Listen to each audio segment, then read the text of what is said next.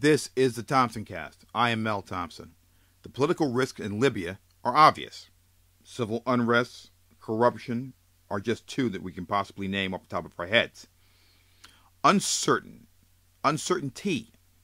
These are good words to describe Libya at this point.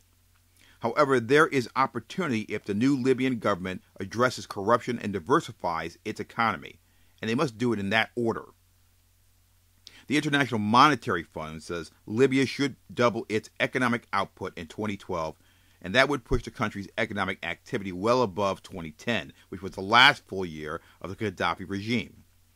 This outlook from the IMF is positive, but above and beyond the actual civil unrest that still exists in the country, there exist the residual effects of the Gaddafi years. Chief among these residual effects are the cronies of the former dictator that are still in certain positions of power and in need of more money than they can legally earn in a low-paying government job. When I speak of power in this particular sense, I refer to low-level bureaucrats that now need to find additional ways to survive. Now they can't go to Gaddafi or go to other people close to him, praise him, and get rewarded financially for it. Specifically, I'm referring to those individuals who control access to Libyan markets that investors and businesses seek to enter. At one time, even fake loyalty to Gaddafi was sufficient to get by financially. Now that Libya is becoming a true capitalist-driven economy, some are realizing that the best way to make ends meet is to leverage their authority to issue permits and other business-related papers for a bribe. This problem is so chronic in Libya that in some areas it is causing investor concerns that are clearly manifesting themselves in the fact that construction projects are at a standstill. You add this to the new people who do not know anything about how direct foreign investment works, how business deals are done, and you have absolute chaos and essentially a mess on your hands. These are serious impediments to direct foreign investment and business deals. To start a new venture in Libya is difficult, not only because of the corruption and the impediments, but due to the fact that the economy is so one-dimensional.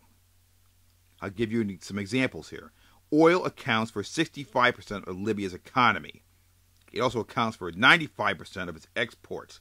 To enter the energy game, you need to run a gauntlet of corruption.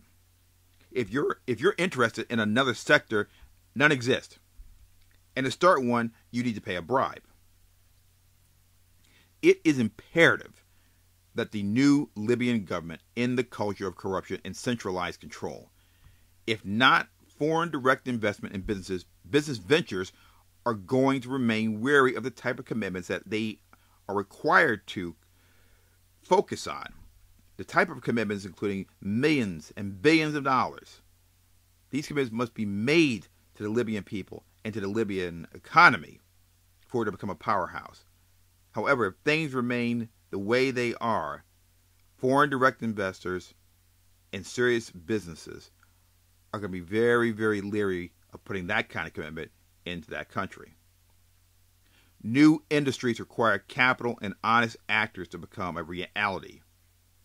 These are two crucial elements that are lacking in Libya, and as long as they remain lacking, so will investor and business confidence. This has been the Thompson Cast. I am Mel Thompson.